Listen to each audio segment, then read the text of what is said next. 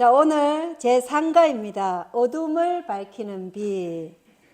자, 여기 어둠을 밝히는 빛인데 깜깜한 어둠에 빛이 한 줄기 쫙 비춰오면 어때요? 그 빛이 너무나 소중하죠. 예, 그런 것처럼 우리 마음에도 깜깜한 어둠이 있는데 예수 그리스도라는 그 생명의 빛이 쫙 비칠 때 우리는 그 빛을 쫓아서 생명으로 나아갈 수 있게 되는 것이죠. 예, 그래서 그리스도는 자신이 진리시고 생명이시고 빛이시라고 말씀하셨어요. 그렇기 때문에 그분과 접촉하는 모든 자는 그분을 알 수 있고 그분을 믿게 된다는 거예요. 자, 그래서 어둠을 밝히는 빛, 바로 그리스도를 말씀하시죠. 그래서 오늘 기억절 요한복음 12장 35절 함께 읽어보겠습니다. 시작. 예수께서 이르시되 아직 잠시 동안 빛이 너희 중에 있으니 빛이 있을 동안에 다녀 어둠에 붙잡히지 않게 하라. 어둠에 다니는 자는 그 가는 곳을 알지 못하느니라. 자, 아직은 잠시 동안 우리에게 빛이 있어요. 그죠? 아직은 은혜의 시기예요. 또 아직은 우리가 살아있기 때문에 은혜의 시기이기도 해요. 그러나 우리가 죽으면 우리에게 주어진 은혜의 시간은 끝이 나는 거예요. 그리고 아직 예수님이 지성소에서 나오시지 않았기 때문에 은혜의 시간이에요. 그러니까 우리에게 아직 빛이 이르러 오고 있을 때, 예, 어둠에 붙잡히지 않게 하려는 거예요. 어둠. 그 어둠이 사단이 주는 그 어둠, 세상의 염려, 또 이 세상의 쾌락, 이러한 어둠, 또 교리적인 어둠, 이러한 모든 어둠에서 붙잡히지 말라는 거예요. 그리고 그렇게 붙잡히면 우리가 어디로 가는지 알지 못한다. 결국 어디로 가겠어요? 영원한 멸망으로 가게 되는 것이죠. 그래서 이 어둠을 주는 자는 마귀예요. 마귀, 사탄이 그렇게 준다는 것입니다. 우리 결론부터 한번 읽어보고 1월 소재로 가보겠습니다. 결론 시작. 핍박 앞에도 충성하고 번성하는 교회에 대해 사탄은 전략을 바꾸었다. 세상을 기만하는 사탄의 교활한 거짓말에 빠져 교회는 타협하고 오류에 빠져 구원의 기별을 바르게 전할 수 없었다. 우리의 눈을 가리고 어둡게 하는 사탄의 기만을 이길 수 있는 것은 오직 하나님의 말씀이다. 우리가 성경에 계시된 하나님의 말씀의 진리에 굳게 선다면 사탄의 기만은 우리를 흔들 수 없을 것이며 진리의 빛이 우리의 길을 밝게 비출 것이다. 자, 결론 부분에서 다 얘기하죠. 예, 교회에 대한 사탄의 전략이 바꿨어요. 언제요? 교회에 대해서 그전에는 핍박하고 죽이고 협박하고 이랬어요. 그러나 핍박하고 그렇게 죽이고 할 때 교회는 더 순수했어요. 예. 그러나 이 사탄이 전략을 바꿔서 이제는 핍박이 아니라 교회 안에 오류를 들어오게 한 거예요. 그래서 누구나 교회 다녀라. 그러나 그 교회 안에 우리가 정말로 구원의 길인 이 구속의 청사진 이것을 어떻게 해요? 잘못된 교리로서 바꿔놔버려서 우리가 길을 잃어버리게 해놓은 거예요. 그게 사탄의 전략이에요. 그래서 이 사탄의 전략에서 유일하게 이길 수 있는 길은 하나님의 말씀에 우리가 굳게 서는 길밖에 없다. 그래서 항상 예수님께서 말씀하신 것처럼 기록되었으되라는 말씀으로 우리는 사탄에게 대항할 수 있지, 말씀이 아니고는 우리는 절대로 이길 수 없다는 것을 우리가 알 수 있는 것이죠. 자, 일요일에 보면 이 사탄의 교활한 전략이 타협이다 이렇게 나오고 있어요. 타협. 자, 어떤 면에서 타협했는가 우리가 한번 보겠습니다.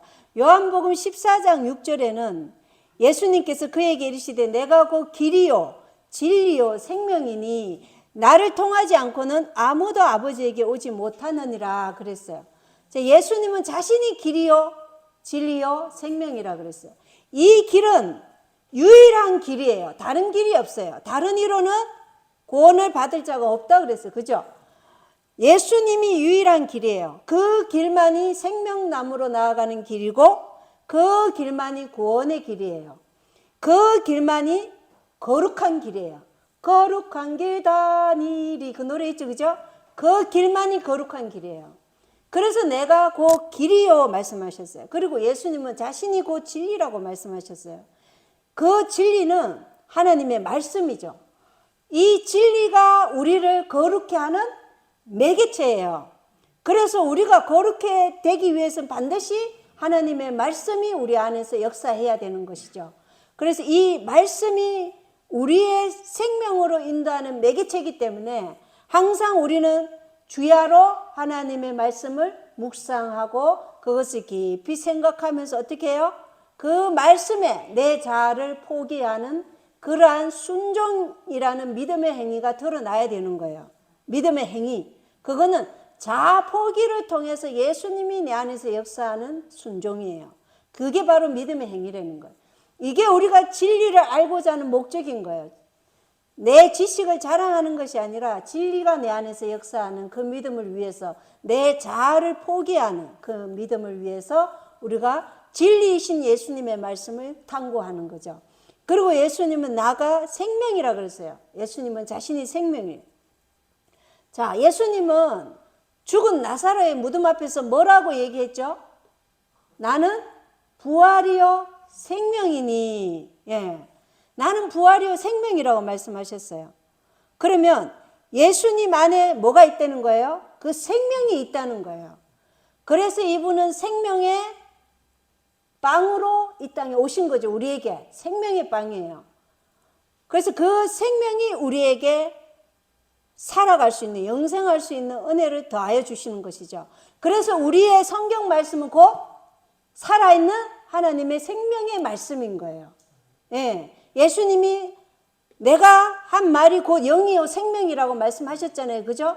예수님께서 내가 하는 말이 곧 영이요 생명이다. 그러면 성경 말씀은 곧 우리에게 생명을 주는 하나님의 능력이라는 거예요. 그래서 성경을 상고하라. 그러면 그것에서 너희가 영생을 얻을 것이라 이렇게 말씀하시는 거예요. 그런데 나를 통하지, 길이요 진리요 생명이신 그 예수님을 통하지 않고는 아무도 아버지에게 오지 못한다 이렇게 말씀하셨어요. 아버지에게 가도록 하기 위해서 예수님은 우리를 위해서 화평 헌물이 됐죠.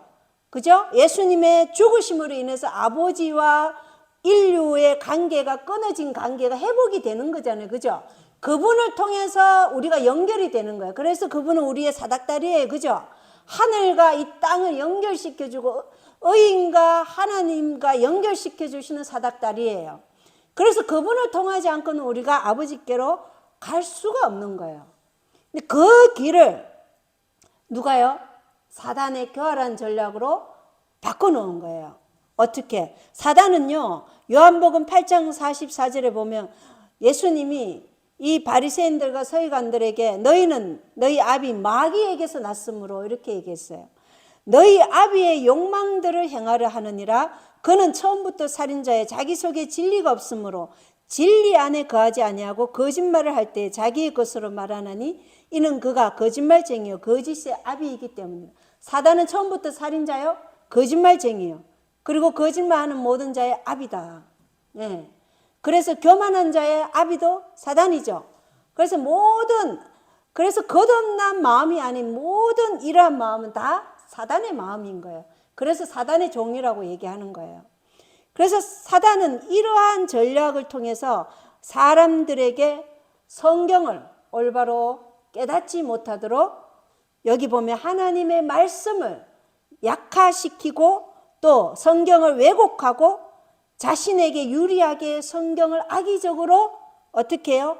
인용한다 이렇게 표현이 되어 있어요. 그래서 이걸 어떻게 우리가 알 수 있냐? 우리가 지금 쓰고 있는 이 성경, 킹 제임스 성경 외에 개역 한글, 개역 개정, 성경 현대 번역본이 엄청 많아요. 신미 표준이라는 NASB 이 성경은요 909절이나 변개되어 있어요. 그 다음에 개역 성경은 788절, 신세계역 성경 NWT는 767절, 그 다음에 새국제 성경인 NIV는 695개절, 굿뉴스 성경은 614개절, 확대 번역 성경 AB는 484절. 제수의 성경, 그리고 제수의 성경은 421개절. 그 다음에 여호와의 정인 성경은 120절. 그러니까 처음에 이 성경 번역이 어디서부터 시작했냐면 여호와의 정인 그 성경에서부터 시작했어요. 근데 그때는 120절밖에 안 됐어요. 근데 그게 처음에 나왔을 때는 엄청난 변개 때문에 매우 큰 반대가 일어났었어요. 그런데 오늘날은 이 여호와의 정인이 120절 이거는 아무것도 아니에요. 유치한 거예요. 왜냐하면 909절이나 되는 NASB 성경을 사람들이 보고 있기 때문에 그래요. 그래서 사람들이 뭐예요? 이 사탄의 교활한 전략에 사람들이 타협을 했다는 거죠. 성경을 왜곡하는 것에 대해서 타협을 한 상태다.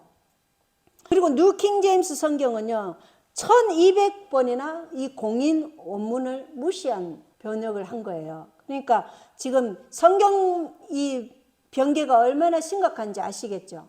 그래서 우리가 잘 아는 그 여호와의 정인이라는 그 120절이나 이게 변개된 이 성경을 보면요. 마가복음 16장 9절로부터 20절은 아예 통째로 사라져 버렸어요. 그리고 요한복음 8장 1절부터 11절도 아예 통째로 내용 전부가 사라져 버렸어요. 그렇게 확 없애버렸어요. 그리고 여러분이 보는 개혁 한글이나 개혁 성경에, 개혁 개정판에도 제거된 게 많아요. 없음 이렇게 해서 제거되었잖아요. 그죠? 예.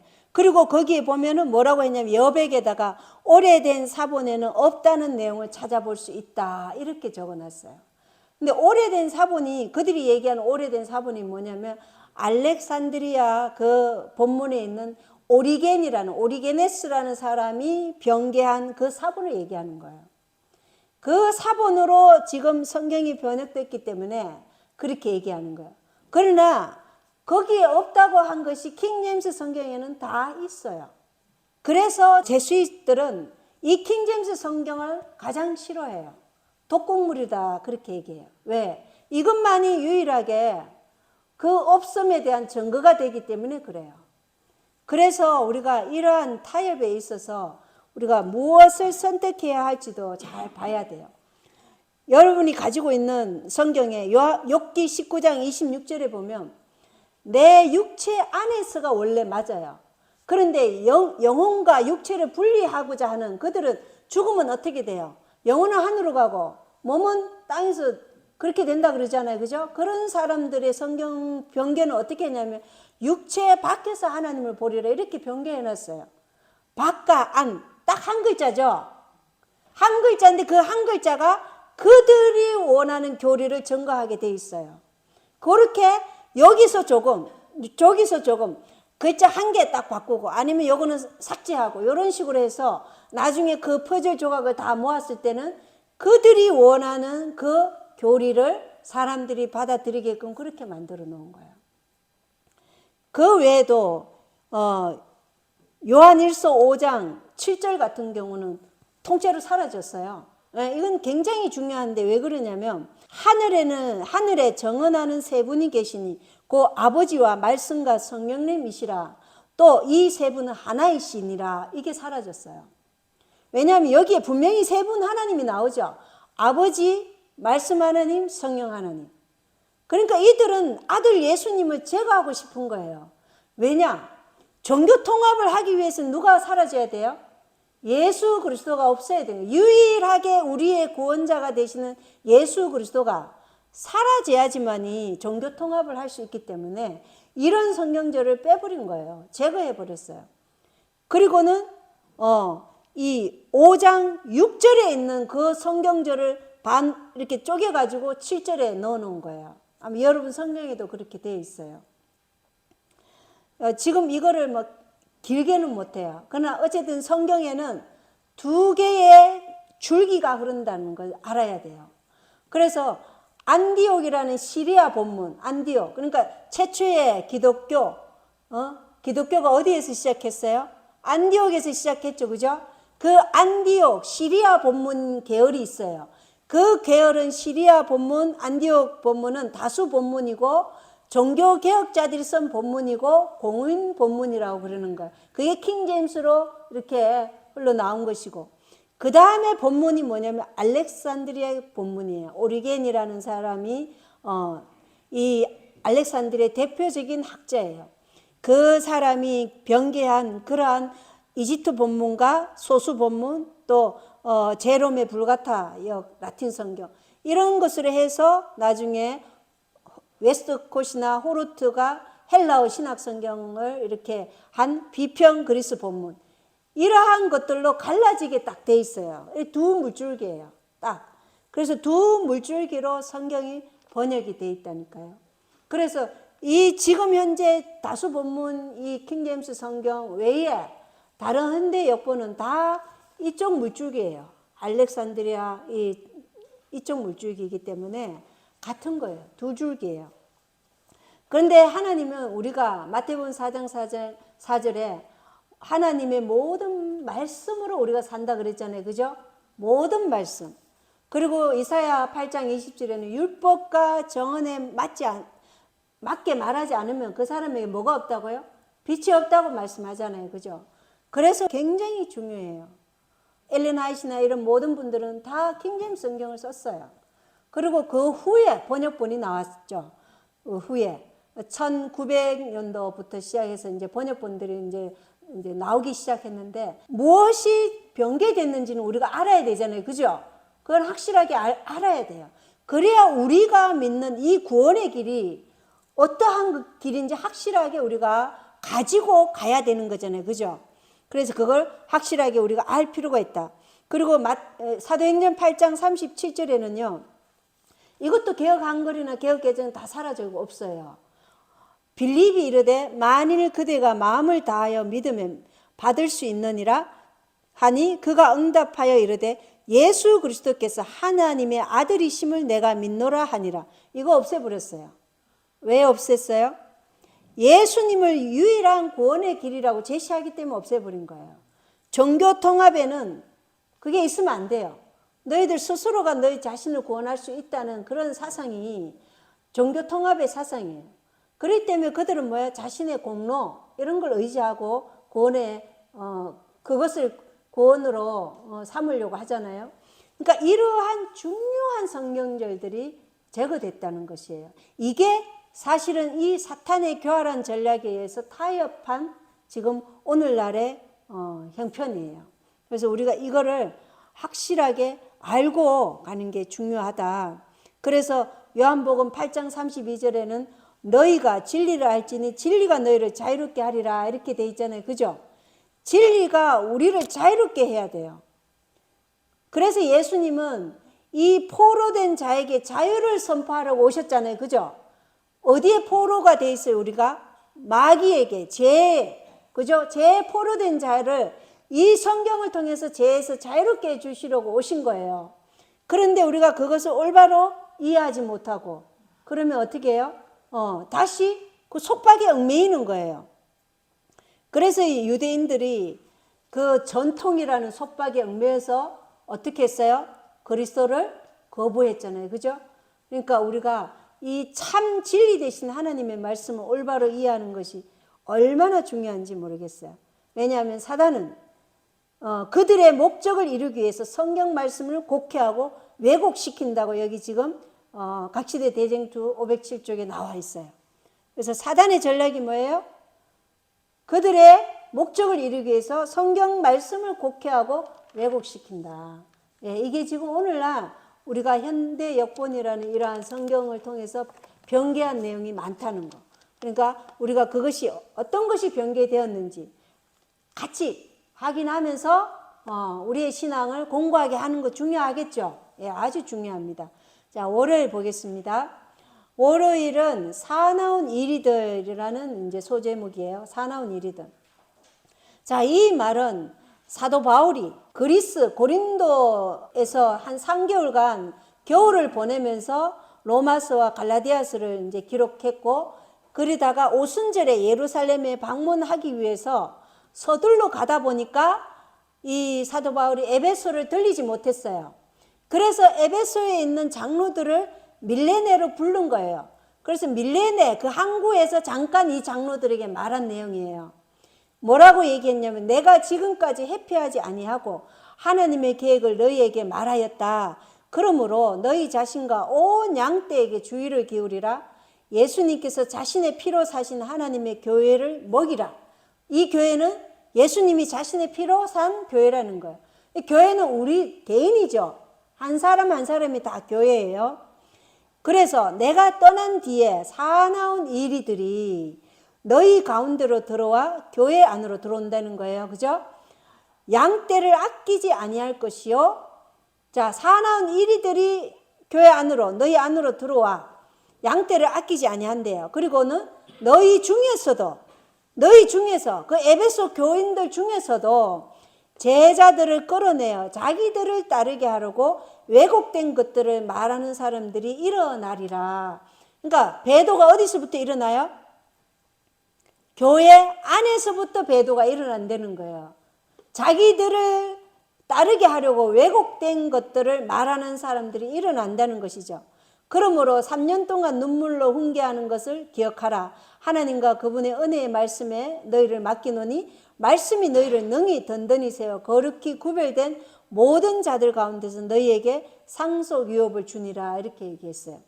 그래서 우리가 여기 사나운 이리들이 너희 가운데로 들어온다. 이 사나운 이리들을 에스겔서 22장 27절에 뭐라고 얘기했냐면 거기에 한가운데 있는 그네의 통치자들은 먹이를 약탈하는 이리들 같아서 정직하지 않은 이덕을 얻기 위해 피를 흘리며 혼들을 멸하는도다. 이렇게 얘기해요. 이 이리들이 뭘 한다고요? 이 먹이들을, 혼들을, 영혼들을 약탈하고 정직하지 않은 이덕을 위해 피를 흘리고 혼들을 멸하는 그러한 사람들이 뭐라고요? 사나운 이리들이다. 혼들을 멸하는 자. 에스겔서 22장 27절에. 네? 그래서 이러한 영혼들을 멸망시키는 자들이 사나운 이리들이다. 이렇게 말씀하고 있는 거죠. 그리고 스바냐 3장 3절에는 재판관들은 저녁 때 이리들이니 그들은 이튿날까지 뼈를 씹어먹지 아니하는도다. 재판관들이 저녁 때 이리들이래요. 근데 그 이리들이 이튿날까지 뼈를 씹어먹지 아니하고 그날 당일날 다 씹어먹는다는 거예요. 그러니까 영혼들을 멸망시키기를 그렇게 한다는 거죠. 이게 사나운 이리들이라는 거예요. 그래서 우리가 어떤 선교를 위한 확장을 명분으로 타협의 자세가 교회에 스며들게 되었다. 이렇게 지금 교과책에 나오고 있죠. 그죠? 선교의 확장을 명분으로 타협의 자세가 교회에 교묘하게 스며들었다. 이렇게 되어 있어요. 자, 그래서 데살로니가후서 2장 7절에 보면 불법의 신비가 이미 일하고 있으나 다만 지금 막고 있는 이가 길에서 옮겨질 때까지 막으리라. 불법의 신비가. 자, 이 막고 있는 이는 누구죠? 로마 제국이 아직 있을 때는 작은 뿔이 그 활동을 못했죠. 예. 그래서 이 로마 제국이 이제 열 뿔로 흩어지고 그 다음에 뭐가 올라왔어요? 새 뿔이 뿌리채 뽑히고 작은 뿔이 올라왔죠. 이제 그때가 뭐예요? 불법의 신비가 활약하는 시기라는 거예요. 그래서 그 뒤에 그 저 사악한 자가 드러날 터인데 주께서 자신의 입의 영으로 그를 소멸시키시고 친히 오실 때의 강체로 그를 멸하시리라. 이렇게 얘기한 거예요. 그래서 이 불법의 신비, 멸망의 아들은 언제 나타난다고요? 로마 제국이 이제 열 뿔로 갈라지고 그 다음에 올라오는 작은 뿔이 불법의 신비로 활동할 것이다. 이렇게 얘기하는 거예요. 그런데 그가 불의의 모든 속임수와 진리의 사랑을 받아들이지 아니하며 거짓말을 믿게 하고 진리를 믿지 아니하고 불의를 기뻐하는 그들이 다 정죄를 받게 하려 한다. 이 멸망의 아들, 불법의 세력은 어떤 일을 한다고요? 사람들의 강한 미혹을 보내가지고 거짓말을 믿게 하고 진리를 믿지 아니하고 불의를 기뻐하게 해서 그 사람들이 다 정죄를 받게 하려고 한다는 것이죠. 이게 사나운 이리가 하는 일이라는 거예요. 그래서 사람들이 어떻게 해요? 이 사나운 이리가 가르쳐준 그 교리로 가면은 다 멸망당하는 거예요. 그래서 오늘날 우리가 가톨릭을 한번 보겠습니다. 여기 보면 가톨릭이 둘째 계명을 완전히 삭제했다고 나오죠. 교과에도. 자, 가톨릭에서는 우리가 출애굽기 20장에 보면은 하나님이 십계명을 이렇게 풀어 놓았어요. 십계명을 풀어 놓았는데 십계명의 제 첫 번째 계명이 나는 너를 이집트 땅 그 속박의 집에서 데리고 나온 주 내 하나님이니라 이렇게 되어 있어요. 근데 가톨릭의 첫 번째 계명은 뭐가 빠졌냐면 나는 너를 이집트 땅 그 속박의 집에서 데리고 나온 이게 빠졌어요. 예. 그냥 나는 주 내 하나님이니라 이렇게 되어 있는 거예요. 너는 내 앞에 이방 신들을 두지 말라. 그 이집트 땅 그 속박의 집에서 데리고 나온 이게 빠졌어요. 자, 변개했죠. 예. 그다음 두 번째 계명은요 아주 길어요. 우리 성경에도 두 번째 계명은 너를 위하여 어떤 색인 형상도 만들지 말고 또 위로 하늘에 있는 것이나 아래로 땅에 있는 것이나 땅 아래 물속에 있는 것에 어떤 모습이든지 만들지 말며 그것들에게 절하지 말고 그것들을 섬기지 말라. 나하고 주 내 하나님은 질투하는 하나님이니라. 나는 나를 미워하는 자들에게는 아버지의 불법을 자손들에게 벌하여 3, 4대까지 이르게 하거니와 나를 사랑하고 내 명령들을 지키는 수천의 사람들에게는 긍휼을 베푸느니라. 10계명 중에 가장 긴 계명이 둘째 계명이에요. 근데 이게 전체를 통째로 제거해 버렸어요. 둘째 계명 왜 그들이 제거할 수밖에 없었어요? 그들은 뭘 섬겨요? 우상들을 섬기잖아요. 그들이 가보면 뭐 마리아 상부터 시작해서 베드로 상, 무슨 사울 상, 죽은 사람들을 다 거기 이제 만들어 놓고는 그게 베드로라고 하는데 실제로는 베드로인지는 모르겠어요. 어쨌든 그렇게 해놓고 그 우상에게 어떻게 해요? 가서 기도하잖아요. 그죠? 그들을 통해서 자기 덕이 모자라면 그들의 덕이라도 빌려서 내가 구원을 받고자 하는 그런 신앙이에요. 그들이. 그래서 둘째 계명 완전히 제거해 버렸어요. 그리고 셋째 계명이 두 번째로 올라갔어요. 모자라니까 9계명밖에 없잖아요. 그죠? 세 번째 계명이 뭐예요? 너는 주 내 하나님의 이름을 헛되이 취하지 말라. 주가 자신의 이름을 헛되이 취하는 자를 죄 없다 하지 아니하느니라 이렇게 돼 있어요. 그런데 그들은 뭐를 없었냐면 주 너의 하나님의 이름을 헛되이 취하지 말라. 그리고는 경고의 기별이 빠졌어요. 주가 자신의 이름을 헛되이 취하는 자를 죄 없다 하지 아니한다고 경고했죠. 이 경고의 음성을 제거해 버린 거예요. 그리고 네 번째 계명이 안식 계명이잖아요. 안식 계명은 안식일을 기억하여 거룩히 지키라. 엿새 동안은 내가 수고하고 내 모든 일을 할 것이나 일곱째 날은 주 내 하나님의 안식일인즉 그 날에는 너나 내 아들이나 내 딸이나 내 남종이나 내 여종이나 내 가축이나 내 문 안에 거하는 내 나그네나 아무 일도 하지 말라. 엿새 동안에 주가 하늘과 땅과 바다와 그것들 안에 있는 모든 것을 만들고 일곱째 날에 안식하였느니라. 그러므로 주가 안식일을 복되게 하여 그 날을 거룩하게 하였느니라. 자, 네 번째 계명도 길죠. 근데 이거를 세 번째 계명으로 올리면서 주의 날을 거룩하게 지키는 것을 기억하라 이렇게 딱 해놨어요. 주의 날. 그들은 주의 날이 언제라고 얘기해요? 1월이라고 그래요. 그런데 이사야서 58장에는 분명하게 주의 거룩한 날은 안식일이라고 분명하게 나와요. 이사야 58장 13절에는 주의 날은 언제라고요? 거룩한 날 안식일. 그날이 하나님의 날인 거예요. 주의 날이.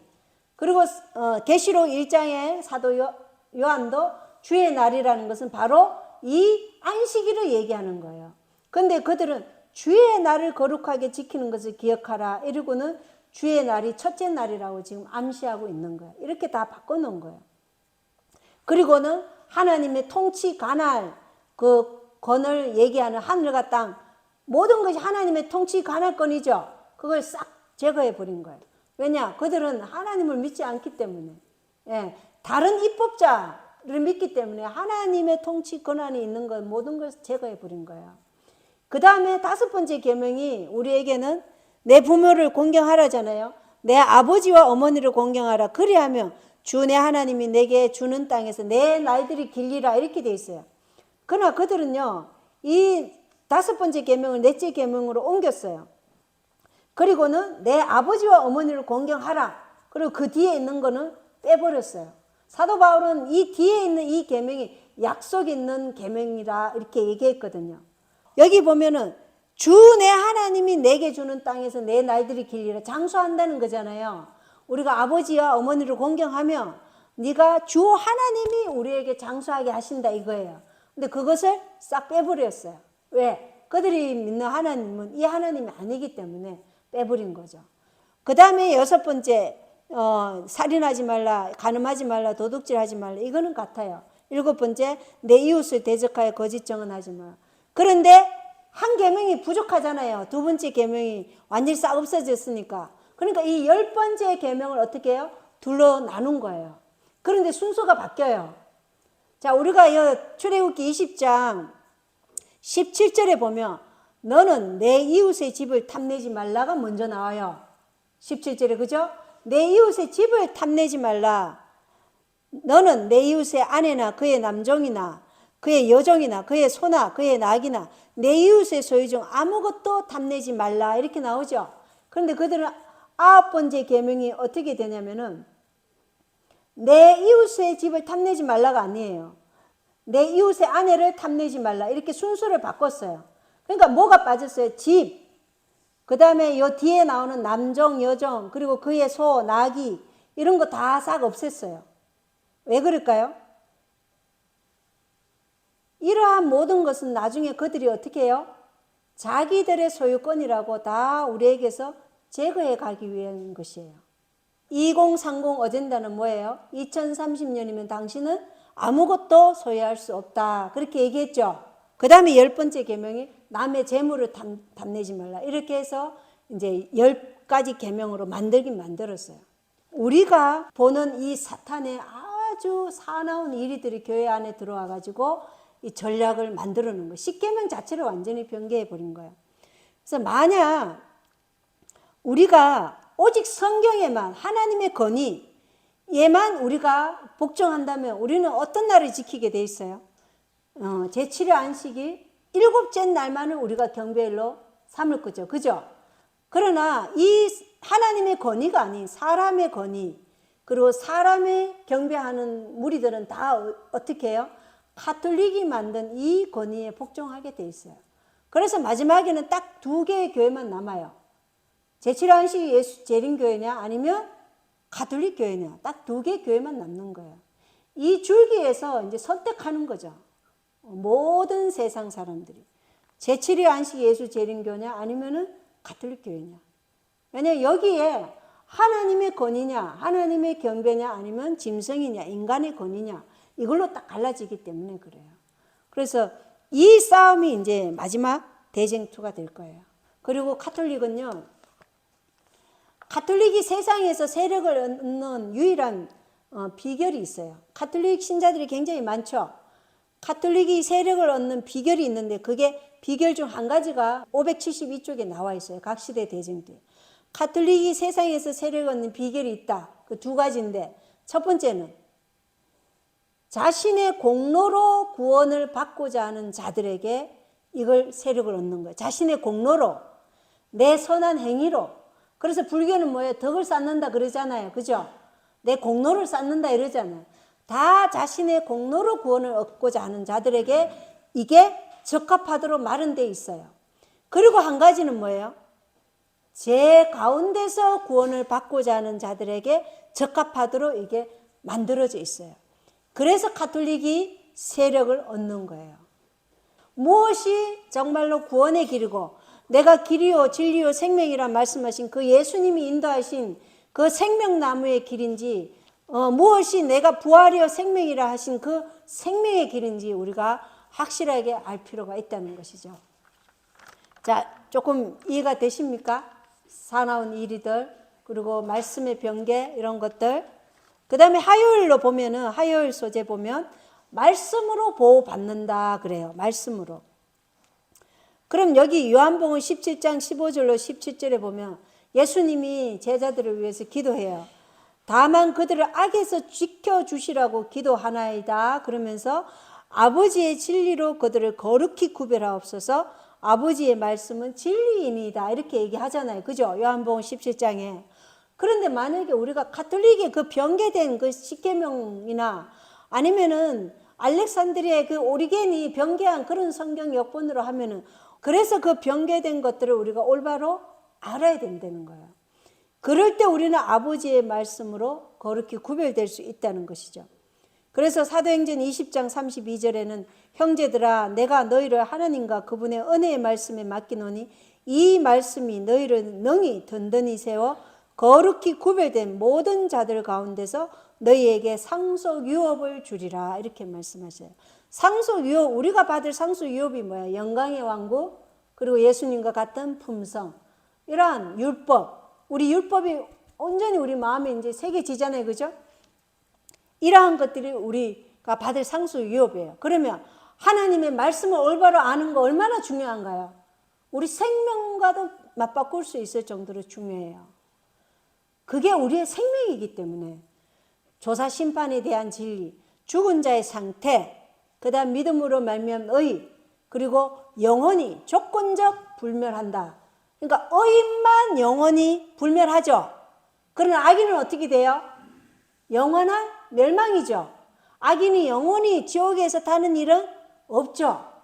이런 것들을 성경에서 찾아서 여러분이 어떻게 해요? 설명할 수 있어야 돼요. 예, 성경에서 찾아서 설명할 수 있어야 돼요. 그래야 세상의 지혜자들이 우리를 법정에 세울 때 우리가 그들에게 휘말려 들지 않는다 그랬어요. 그렇지 않으면 우리가 그들의 계략에 끌려간다 그랬어요. 그래서 우리가 그러한 것들을 확실히 알아야 돼요. 그리고 하늘 성소에 대한 이야기, 히브리서를 그리고 똑바로 알아야 돼요. 그리고 안식일이 하나님의 여호와의 날이다. 이거는 인간이 만든 날이 아니고 그날은 여호와께서 자신의 날이라고 만든 날이다. 이렇게 우리가 성경으로 다 설명할 수 있어야 돼요. 이걸 했을 때 우리는 뭐예요? 말씀으로 보호를 받아요. 우리가. 그러니까 말씀을 우리가 올바로 이해하고 제시하고 하는 게 얼마나 중요합니까? 말씀이 우리를 보호한다니까. 말씀이. 우리가 하나님 말씀 몰라도 하나님 은혜로 다 그냥 보호해 주셔. 이러한 추상적인 신앙 가지고는 환난의 때 통과하기가 참 어려울 거예요.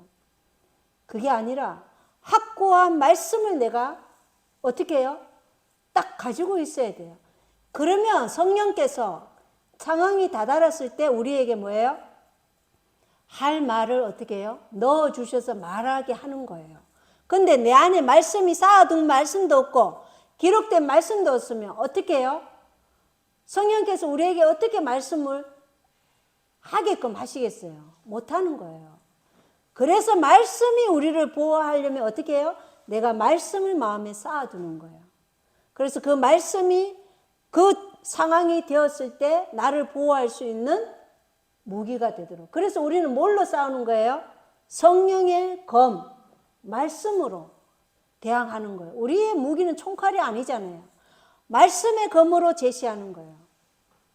그랬을 때 우리 하나님께서는 우리를 보호해 주신다. 이게 바로 화요일 소재의 말씀으로 보호를 받는다는 거예요. 그래서 우리는 뭐예요? 영존하는 언약에 하나님이 제시한 그 영존하는 언약의 말씀들, 그죠? 이 하나님의 성경 말씀 다 언약의 말씀들이잖아요. 이 언약의 말씀에 우리 스스로를 뭐예요? 주와 연합시켜야 되는 거예요. 주와 연합하는 거예요. 이게 바로 연합이에요.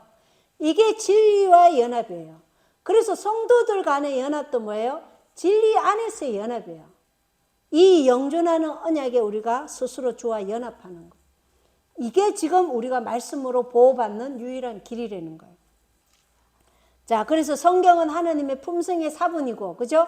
하나님의 뜻에 계시고, 또 교리에 계시고, 체험의 시금석이다. 우리가 이 말씀이 우리 안에서 열매를 맺는 그런 신앙을 우리가 지금 훈련해야 된다. 예.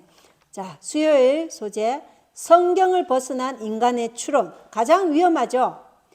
잠언 16장 25절에 보면 어떤 길은 사람의 보기에 오르나 그것의 끝은 사망의 길들이니라 그래요. 그래서 어떤 길은, 자, 보세요. 예레미야는 70년 포로 생활을 하게 될 것이다. 그런데 거짓 선지자 하나는 아니다. 2년이다. 어떤 길은 누구의 말이 더 좋아 보여요? 하나나 2년 말이 더 좋아 보이잖아요. 근데 그는 거짓 선지자였어요. 그리고 바로 죽었어요. 얼마 있다가. 자, 미가야 선지자는 아합 왕에게 라못 길라앗으로 전쟁을 가면 당신은 죽는다. 그런데 거짓 선지자 400명은 뭐라 그랬어요? 올라가라, 당신이 살 것이다. 그리고 거짓 선지자 시드기야는 미가의 뺨을 때리면서 하나님의 영이 언제 어느 길로 니한테 갔느냐, 이렇게 오히려 거짓 대언자가 더 큰 소리 쳐요. 예. 이게 지금 사람이 보기에는 이게 옳은 것이 보이나 그 길은 필경 사망의 길이라는 거예요.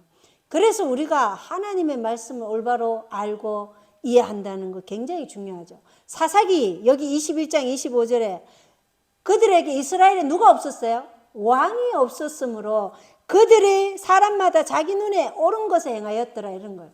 자, 이스라엘의 왕은 누구예요? 하나님이시잖아요. 하나님의 말씀이 없어요. 그러니까 뭐예요? 그들이 자기 소견대로 다 행해요. 자기 소견은 뭐예요? 곧 우리는 마귀의 본성을 가지고 태어났기 때문에 마귀 사상이에요. 그러니까 다 뭐예요? 자기 길로 그냥 가서 멸망당하는 거예요. 이게 참으로 지금 우리가 내가 지금 내 소견대로 살아가고 있는지 살펴봐야 돼. 하나님의 말씀은 분명히 믿음으로 말미암는 의, 그것은 바로 자아 포기를 통해서 순종이라는, 그게 순종이에요. 그러한 믿음의 행위를 드러남으로써 우리의 품성이 변화된다 그래요. 순종이라는 믿음의 행위가 없이 우리의 품성이 변화될까요? 안 되는 거예요. 그런데도 사람들은 뭐예요? 머리로만 얘기해요. 행동은 안 해요. 그러면서 자기가 믿음으로 말미암는 의를 도시에서 다 준비된 다음에 그 다음에 시골로 가야 된다고 이러한 말을 하고 있어요. 그거는 성경과 정언의 말씀하고 완전히 맞지 않는 말이에요. 그래서 이런 것을 봐야 돼요. 저 사람이 말하는 것이 지금 성경과 증거의 말씀과 일치하느냐? 그러한 자, 일치하는 자에게 빛이 있다는 거예요. 그래서 이러한 인간의 추론, 이 인간의 추론, 자기 생각으로 얘기하는 거, 이런 것이 얼마나 위험하냐. 그래서 이사야 53장 6절에 우리는 다 양 같아서 길을 잃고 각각 자기 길로 갔거늘, 이렇게 얘기해요. 무슨 길을 잃어버렸어요? 구속의 청사진 이 길을 잃어버린 거예요. 생명나무의 길, 이 구원의 길을 잃어버렸다는 거예요. 왜 잃어버렸어요? 왕이 없으므로. 이스라엘에 왕이 없어. 하나님의 말씀이 우리의 인도자인데 그걸 제껴두고 자기 생각으로 했기 때문에 길을 잃어버린 거예요. 구원의 청사진을 잃어버렸어요. 그러니까요, 각기 제 길로 다 갔어요. 그래서 이사야 55장 8절에 하나님께서는 내 생각, 내 길은 너희하고 다르다. 너희 생각과 너희 길을 버리라. 그리고 내게 돌아오라. 너희 말씀으로 보호를 받게끔 내게로 돌아오라. 말씀으로 돌아오라는 거예요. 말씀으로 돌아와서 다시 한번 말씀으로 우리가 어떻게 돼요? 다시 한번 돌이켜서 핵심해야 된다는 거예요. 하나님의 말씀으로 우리를 자기 자신을 살펴보고 청량해야 되는 것이지, 자기 소견으로 옳은 대로 하면 분명히 우리는 이 구속의 길을 잃어버려요. 그래서 아주 중요하죠. 마태복음 18장 11절에 보면 사람의 아들은, 인자는 잃어버린 것을 구원하려고 왔느니라, 이렇게 말하고 있어요. 지금 개혁 한글이나 개혁 개정이 이 성경절 제거해버렸어요. 없어요. 없음이라고 돼 있어요. 중요하죠. 예, 사람의 아들은 잃어버린 것을 구원하려고 왔다는 거예요. 이게 얼마나 중요해요. 뭘 잃어버렸어요, 우리가? 하늘로 가는 그 길, 청사진을 잃어버린 거예요. 그래서 그것을 우리에게 회복시켜서 다시 데려가려고 하는, 그것이 주님께서 우리에게 오신 거잖아요. 목적이잖아요. 그죠? 그 성경지를 없애버렸어요. 그리고 예수님은 양 100마리가 있는데 한 마리가 길을 잃었어요. 그 한 마리가 누구예요? 이 지구예요. 이 지구, 온 우주 만물에 다 양떼들이 다 그냥 제자리에 있어요. 하나님께서 말씀하신 대로 선악과를 먹지 말라. 그럼 다 그렇게 하고 있는데 어디만 유독 죄에 지금 빠졌어요? 이 지구, 그게 한 마리예요. 99마리는 그대로 있어요. 그래서 그걸 두고 예수님이 그 전능자의 왕좌에서 지금 이 지구에 우리를 구원하려고 그 한 마리 양을 이 지구를 인류를 구원하려고 오신 게 예수님이세요. 그 한 마리를 구원하려. 이게 이런 양이에요. 한 마리 이런 양. 예수님의 그 사랑이 얼마나 크신지 우리는 이러한 것들을 통해서 배울 수 있어야 돼요. 예수님이 우리의 유일한 구세주예요. 그분이 아니면 우리는 이 구원의 길, 아버지께로 나아갈 길이 없어요. 예. 그래서 이거를 우리가 어떻게 해요? 사람들에게 전하고 나누고, 예. 그리고 나도 구원을 받아야 돼요. 내가 아직 이런 걸 모르면 내부터 먼저 구원을 받고, 그리고 이 구원받은 그 기쁨과 즐거움을 나누는 것이 전도죠. 예. 그렇게 하는 것이 전도라고 얘기해요. 자, 우리 목요일 소재를 보면 마음을 얻기 위한 싸움 이렇게 돼 있어요. 자, 이 세상 신이요. 그래서 사단이 아담이 통치권을 잃어버렸잖아요. 그죠? 그래서 이 세상 신이 마귀가 됐어요. 이 마귀는 사람들이 하나님의 이 세상의 빛으로 오신, 생명의 빛으로 오신 그 예수님의 빛을 보지 못하도록 어떻게 해요? 그들의 마음을 가려놔 버렸어요. 뭘로? 어둠으로 가려놔 버렸어요. 어둠으로 가리고 또는 교회 안에서는 뭐예요? 오류로, 진리가 아닌 오류로 이제 덮어버린 거예요. 가톨릭 신자들이 그러한 잘못된 십계명을 가지고 지금 있잖아요. 그죠? 개신교회도 마찬가지고. 하나님이 명령한 여호와의 날이 아니라 인간의 권위로 세운 그 일요일을 지금 예배일이라고 지금 주여 주여 하면서 지금 우리가 주의 이름으로 귀신도 쫓고 우리가 주의 이름으로 가난한 자도 돕고 하잖아요. 그죠? 그러나 하나님은 불법을 행하는 자들은 내가 너희를 도무지 알지 못한다고 얘기하는 거예요. 불법이 뭐예요? 율법을 어기는 자가 불법이에요. 그러면서도 그들은 열심히 지금 예수님 믿는다고 하는 거예요. 그들에게 우리가 이 영존하는 언약, 이 분을 전하는 거예요. 그들은 이걸 알지 못하니까. 이 사탄의 교활한 업무가 우리에게 구원의 청사진, 구원의 길, 생명나무의 길로 가는 그 길을 어떻게 해요? 막아버린 거예요. 마음을 가려버렸어. 이 세상 신이. 어떤 개신교 목사님이 어떤 분이 왜 우리 성경에는 없음 이런 게 많냐고 질문을 했어요. 그랬더니 그 목사님이 대답 글이 뭔지 아세요? 그냥 그거 무시하고 그냥 받아들이라 이렇게 얘기하는 거예요. 이게 얼마나 교만한 발언이며, 예. 성도가 궁금해서 물었어요. 그걸 어떻게 무시해요? 하나님의 말씀에 무시할 게 있나요? 없죠. 왜 그렇게 됐는지 분명하게 설명을 해줘야 될 거 아니에요. 무시하고 그냥 받아들이라 이렇게 얘기하는 거예요. 그럼 그 성도는 어떻게 돼요? 그 목사가 한 말을 절대적인 것으로 받아들이면 안 되죠. 맹목적인 신앙은 우리가 이 구원의 길을 잃어버리는 길이에요. 내가 연구해야 돼. 스스로. 영존하는 언약에는 내 스스로 주와 연합하는 거예요. 누가 연합해라 이렇게 안 해요. 내가 찾아서 가는 거예요. 왜? 하나님의 빛은 모든 사람에게 다 임하잖아요. 그죠? 지금 저를 통해서도 선포하시게 하시잖아요. 이걸 듣고 내가 연구하는 거예요. 내 스스로 주와 연합하기를 내가 결단하고 행동하는 건 누가 해요? 내가 하는 거예요. 그것까지 하나님이 해주시지 않는다고 얘기되어 있어요. 이 전쟁은 마음 전쟁이라 그랬죠. 사탄의 마음에 자기를 높이고자 하는 마음, 교만한 마음, 하나님보다 높고자 하는 그 마음이 있었다 그랬잖아요. 그 마음 전쟁이 지금 계속해서 지금 흘러가고 있는 거예요. 결국은 우리의 생각이 주와 같아지느냐 아니면 사단과 같아지느냐 이 전쟁이에요. 이 대진투는. 왜냐하면 성육신을 한 목적이 우리의 정신이 예수 그리스도와 같은 정신이 되게 하기 위해서다 이렇게 말씀하고 있거든요. 그래서 성육신 한 거예요. 말씀이 육신이 되었어요. 그러면 육신인 우리는 그 말씀을 우리 마음속에 기록해서 그 말씀과 하나 되는 거. 이게 예수 그리스도께서 성육신한 목적이라고 연희신에 나와 있어요. 그래서 우리는 하나님은 우리의 마음을 자신과 동화시키려고 해요. 하나님의 정신과 같이 일치시키려고 해요. 그러나 사단은 또 어떻게 해요? 사람들에게 그 생명의 빛을 가려서 그들이 그것을 받지 못하게 하도록 끊임없이 형제를 통해서 아니면 세상의 재물의 염려, 그냥 걱정, 근심 그런 걸로 인해서 우리가 그것 빛을 받지 못하도록 한다는 거예요. 그래서 우리는 지금 빌립보서 2장 5절처럼 너희 안에 이 생각을 품으시니 그것은 그리스도 예수님 안에도 있던 생각이라. 그래서 이 생각은 예수님이 가지고 있던 그 생각, 예수의 믿음, 이걸로 지금 마지막 대쟁투가 벌어지잖아요. 그죠? 예수의 믿음, 그것은 예수의 정신과 같은 거예요.